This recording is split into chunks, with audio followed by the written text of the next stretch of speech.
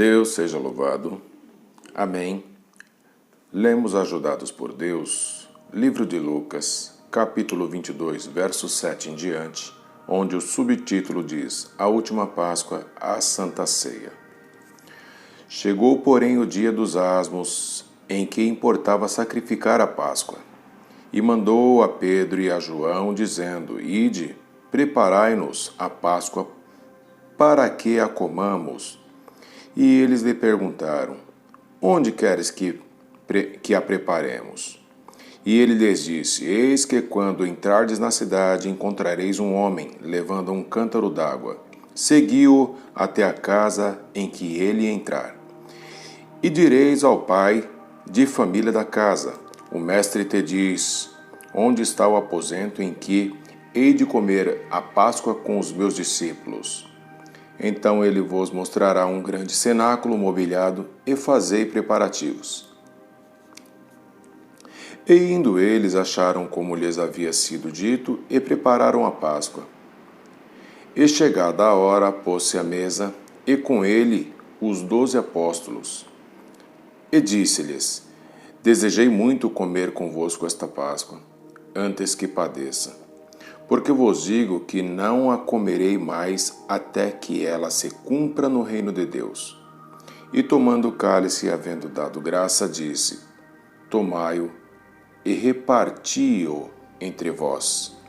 Porque vos digo que já não beberei do fruto da vide até que venha o reino de Deus. E tomando o pão e havendo dado graças, partiu-o e deu-lhe, dizendo: Isto é o meu corpo, que por vós é dado. Fazei isto em memória de mim. Semelhantemente, tomou o cálice, depois da ceia, dizendo: Este cálice é o novo testamento do meu sangue, que é derramado por vós. Mas eis que a mão do que me trai está comigo à mesa. E, na verdade, o Filho do Homem vai segundo o que está determinado, mas ai daquele homem por quem é traído. E comeram, e começaram a perguntar entre si qual deles seria o que havia de fazer isto. Irmãos, eu senti de ler esse capítulo, porque há alguns dias despertei para essa questão relacionado a não haver a Santa Ceia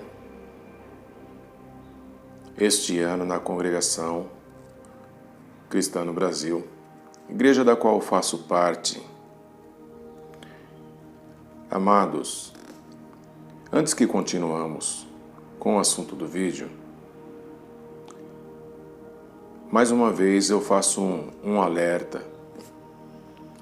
Não estou convidando ninguém para nenhum tipo de amotinação, de rebeldia, de confrontamento aos irmãos do ministério, nem a nenhum tipo de contenda, criar dissensões nem divisão.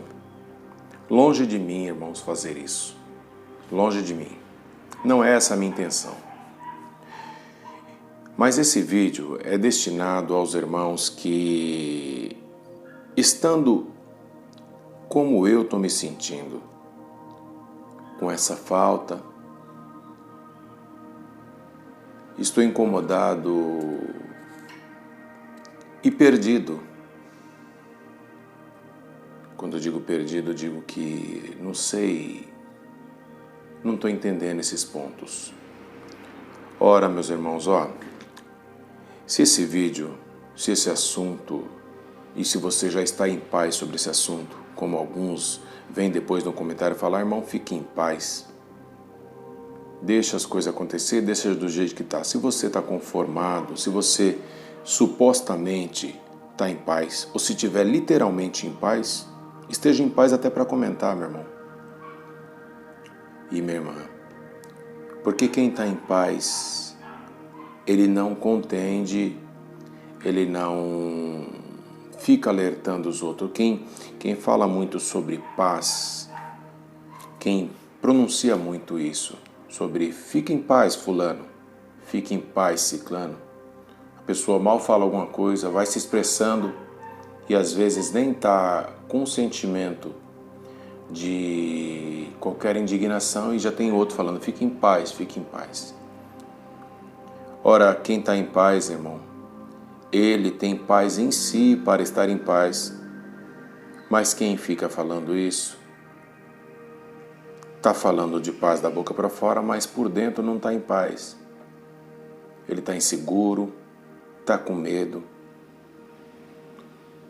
Essa pessoa em si também está precisando de ajuda, tal como os que estão, às vezes, em dúvida, estão um pouco preocupados com toda essa questão. Mas isso não era para ser tão polêmico, não era para ser tão perturbador. Ora, irmãos, nós temos família, nós somos servos de Deus por Jesus Cristo, e o que mais incomoda a maioria da Irmandade, quando alguém como eu se pronuncia na internet, é que a pessoa tenha ousadia de falar. Porque, na verdade, faz parecer para essas pessoas que a nossa ousadia é uma ousadia descabida, é uma ousadia de contenda. São pessoas que querem causar problema. E não, irmãos. Alguns sofrem porque não entenderam que a obra de Deus ela é desprendida da denominação. Nós temos necessidade da prática de culto comum entre a Irmandade na igreja, fazer parte da denominação, porque é bom que os irmãos estejam unidos, estarem em união. É bíblico. Cultuar de forma coletiva e fazer isso para glorificar a Deus, para professar o nome do Senhor e a sua graça e a sua palavra, é bíblico, é bom. Isso também produz frutos, mas não é a única forma de produzir frutos na presença de Deus. Não é a única forma correta de se buscar a Deus. E diferente de alguns desigrejados que falam que estão revoltados com algumas divergências professadas e praticadas nas denominações, seja a congregação ou qualquer uma outra, pregam essa divisão, essa dissensão, esse desprendimento da denominação. E eu não estou pregando nenhum desprendimento e nem a divisão e a dissensão, o desligamento, né? O cortar do cordão umbilical que nos liga à igreja, à instituição. Mas o que eu digo é cortar o cordão umbilical do sentimento religioso, das beatitudes, da conduta, comportamento e pensamento que nos prendem e nos aprisionam, a fim de que não aproveitemos a liberdade e a caridade cristã, pregada por Jesus Cristo e pelo apóstolo Paulo. E isso acontece em vários departamentos dos assuntos concernentes à igreja. Veja que todos nós sabemos que existe sempre um jeito de cortar a liberdade de você servir o Senhor conforme o que você sente. Olha, irmãos, e a gente tem que servir a Deus desprendido da possessão e das limitações impostas por algum homem, ainda que esse homem seja do ministério. E quando fizermos isso, devemos fazer com sutileza, modéstia e elegância, sem confrontamento, sem briga, sem enfrentamento com os irmãos. Devemos ter sabedoria para sair do meio deles e fazer a vontade de Deus. E não nos considerar nos considerar no direito de enfrentá-los, porque nós agora temos conhecimento de um ponto da verdade em que eles ocultaram de nós. Não é isso. Se você descobrir, se Deus te revelar algo novo, diferente, mais profundo que os teus irmãos percebem, usa isso com sabedoria. É esse o meu conselho. E sobre a Santa Ceia, alguns irmãos estão tristes porque não vai ter a Santa Ceia, outros até querendo saber se podem celebrar em casa, ceiar em casa com a família. Eu assisti um vídeo do irmão Marcos do Real, o canal dele chama-se Simplificando o Evangelho. Assisti a alguns outros de outros irmãos tocando nesse mesmo assunto. Eu vi o irmão Carlos Reinar falar desse assunto. Eu vi também o irmão Alexandre do canal CCB Hinos Oficial falar desse assunto. O irmão Paulo também do canal CCB Sem Reforma falar sobre esse assunto. Mas de todos os que abordaram esse assunto, sem desmerecer nenhum deles, tá, meus irmãos? Com total respeito ao vosso conteúdo e à vossa forma de pensar, eu gostaria de ressaltar que eu senti comunhão da parte de Deus no conselho e na exortação do vídeo que aborda esse assunto postado pelo irmão Marcos do Real.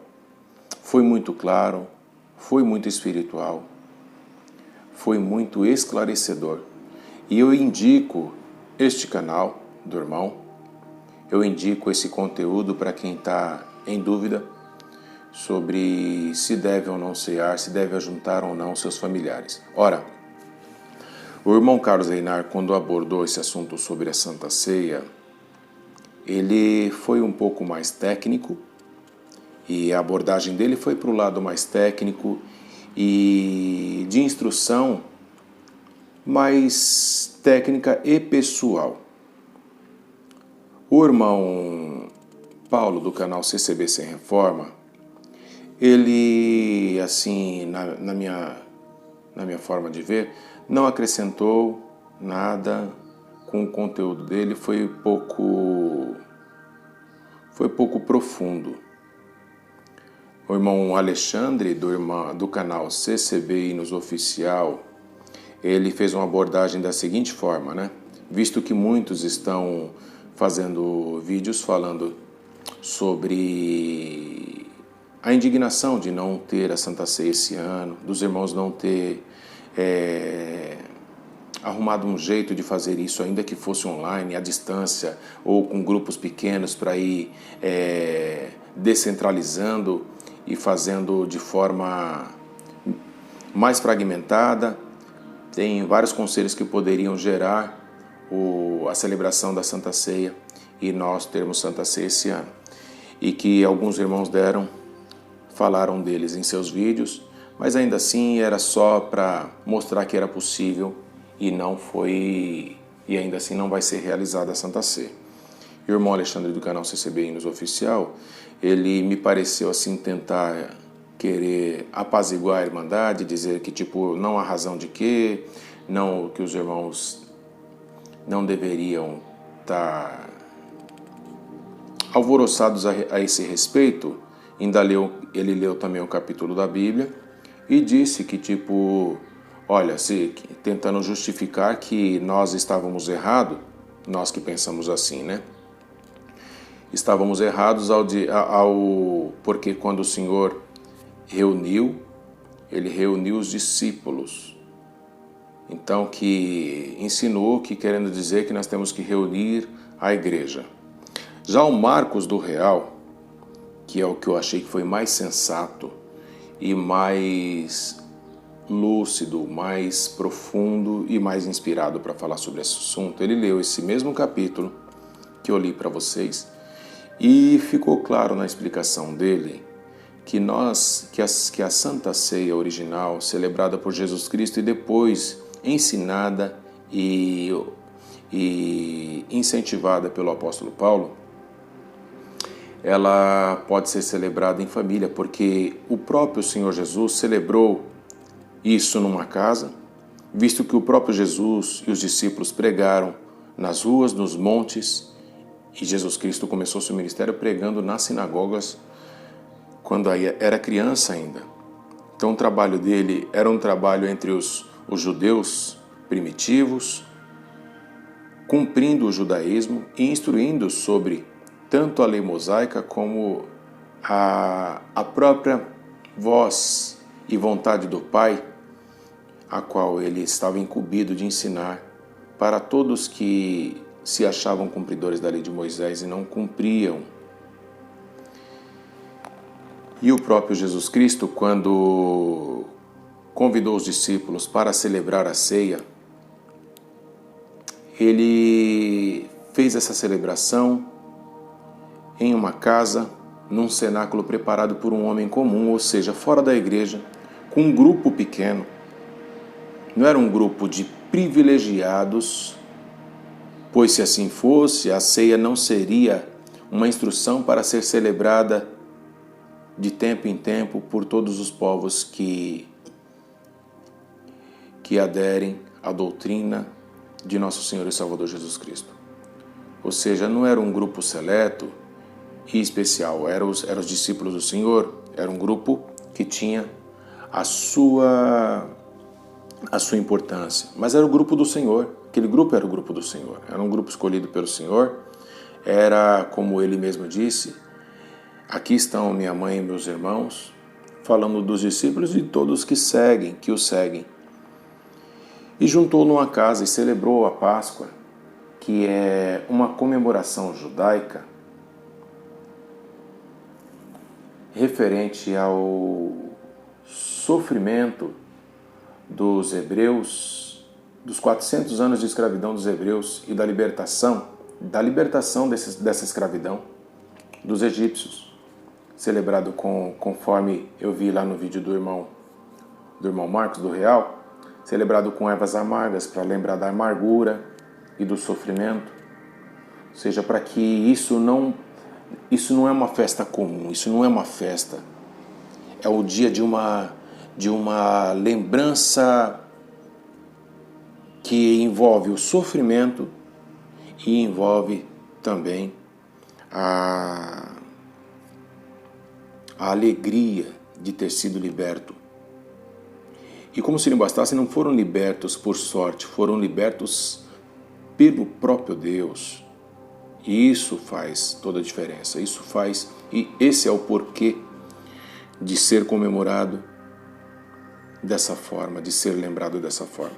E o Senhor celebra a Páscoa com eles, como diz aqui, que ele tinha ansiedade, ele estava ansioso para comer aquela Páscoa com eles, porque seria a última Páscoa que ele em vida comemoraria até que viesse o reino de Deus.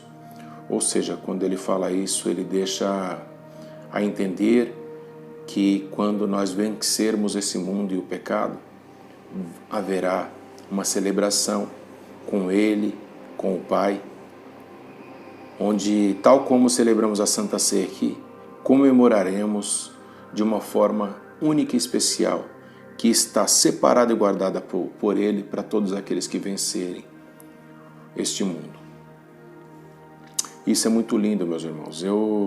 Esse assunto me emociona, esse assunto me deixa bastante... Eu me sinto muito envolvido com isso. E nós podemos sim, irmãos, mas eu quero dizer assim, se você for celebrar a ceia entre família, a comunhão tem que ser a mesma, porque tudo é símbolo, tudo é simbólico. É para que o nome de Deus seja glorificado. É para a honra e glória do seu nome. Não devemos tomar para cair em condenação. Ou seja, temos que estar em paz, ainda que celebremos só com nossos familiares em casa. Partir o pão, tomar o cálice, o vinho, tudo no símbolo da Santa Ceia celebrada por Jesus Cristo e os apóstolos. Partir o pão, que é o corpo de Cristo que foi dado por nós. Beber o vinho, não para se embriagar, mas como é celebrado na igreja, para fazer parte do corpo e do sangue do Senhor, porque o sangue dele é o Novo Testamento que por nós foi dado no seu sangue que foi derramado na cruz. Ora, irmãos, esse vídeo longo, falando vagarosamente, porque é um assunto delicado, mas eu vou deixar o link do vídeo do irmão Marcos. Os irmãos que sentir, assiste. Os que estiverem nessa mesma comunhão, estão nessa mesma necessidade de fazer essa celebração, assistam na comunhão. Que Deus vos ilumine, que Deus vos guie em tudo e que o Senhor possa nos guardar para a vida eterna. Alguns bem poucos têm criticado nos comentários algum conteúdo meu. Isso às vezes me deixa triste, me deixa preocupado, mas eu quero dizer para você, meu irmão, que a minha luta é pela vida eterna. Eu não quero perder a vida eterna, não quero que vocês percam. Então, quando você vier para o YouTube, mas venha preparado, porque aqui se encontra, às vezes, alguma coisa que te agrada e outras não. E pior do que te agradar ou te desagradar, é que às vezes tem conteúdo que pode infectar a tua pureza, ser contaminado de alguma impureza. E para isso acontecer, não precisa nem estar mexendo com coisas impróprias, às vezes buscando sobre Deus mesmo, você pode se contaminar. E tem gente que acha que só se contamina quando você está mexendo com coisas impuras da internet.